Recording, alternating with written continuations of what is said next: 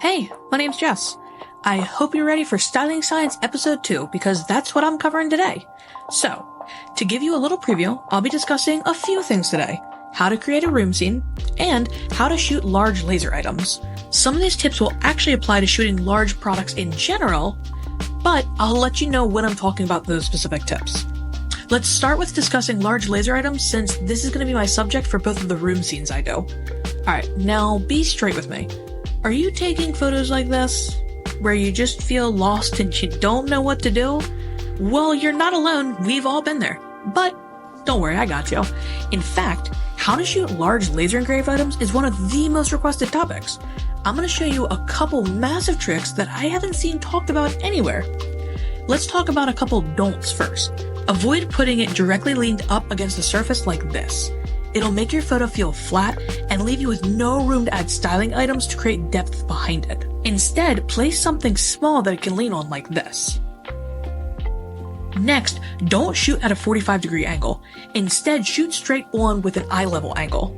Alright, now, I'm going to drop some big knowledge on you. In fact, this topic will technically require its own video because it's a lot, but I'll go over some of it now.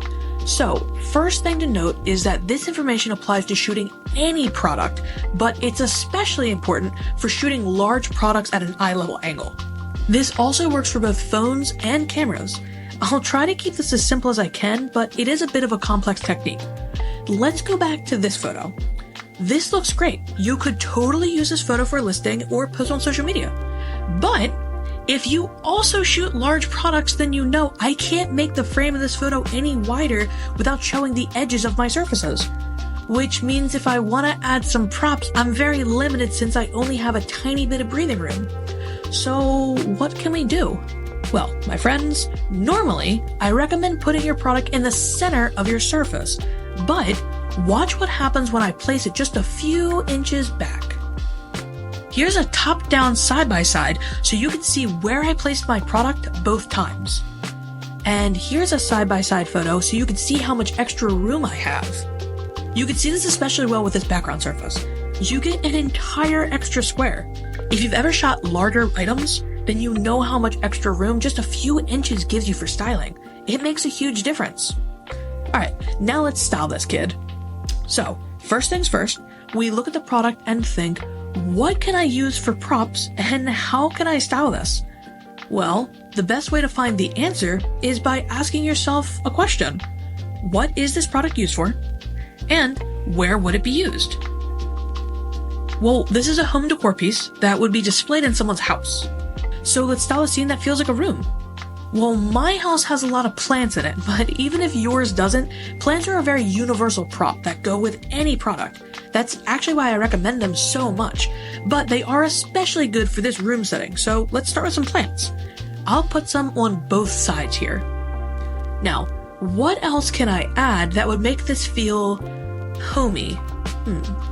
I bet you wouldn't think of this next one as a prop. Do you have one of those trays where you put your keys and wallet? A lot of people do, and even if you don't, it's a recognizable thing and it actually looks great as a prop. I purposely do have my keys spilling out just because it adds a little bit of texture and it helps show off that they're keys. Now I'm going to place something for my product to lean on. Remember, we don't want this leaning on the background surface. Even though we have our product pushed pretty far back, having any distance from that back surface will help create more depth. Plus, I want these props to be behind the product. Another universal item that goes with any product is a styling towel, so let's add that as well. And now we just need one last prop to put in this right corner. What can I put here? Well, let's look around the house and oh, you know what? What is something everyone has? A cell phone. I bet you didn't see that coming, but look how good this turned out. If you're going for a room vibe, everything in your house is fair game, which is pretty fun. Now, this is our first room scene, but how about we do another? So, I'm going to show you a huge time-saving hack with this one. Instead of having to come up with all new props, let's reuse everything, but change the way we use them. What do you think? Do you think we can use all of the same items and the same surfaces and still get a different looking photo? I mean, if we can, how much time will this save you being able to reuse props like this? I'm actually just gonna give you a spoiler. We totally can.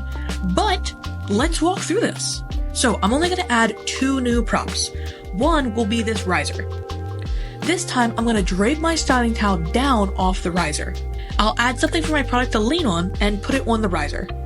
Next, let's add one of those houseplants. I'm gonna put it on the opposite side of where my styling towel is being draped. And that's because I want to add my tray with the keys on the styling towel. Their colors look really good together, don't they? So next, I'm gonna add my phone again. Though this time, I want to add something else with my phone. Any guesses what it could be? It's going to be a wallet, but my wallet wouldn't look good for this. Let me just go rob Gino of his wallet. Don't worry, he's used to random items becoming props. And last, I'll add that second houseplant. You might be thinking, hey Jess, is there a reason for the white vase being on that side? And if you thought that, you'd be correct. I'm actually going to show you a side-by-side of both of the photos to see if you notice the reason before I tell you. It's just to help the photos look different. In my first photo, it was on the right side, so for this one, I put it on the left. It's a small change, but it helps make the photos look different. Both of these photos look fantastic and are very complementary to each other. They would look great in a listing together, which is something you should think about when you're shooting photos. And one last thing before I go. Remember how I said shoot large laser engraved items at eye level instead of a 45-degree angle? Well, here's another look at what this second setup would look like had I shot it at a 45-degree angle. It just looks off. So I leave you with this last bit of advice. If you aren't positive which angle you should be shooting for, shoot both eye level and 45-degree angle and see which one looks better for you. Anyway, thanks so much for watching and I hope you have a fantastic day. Bye!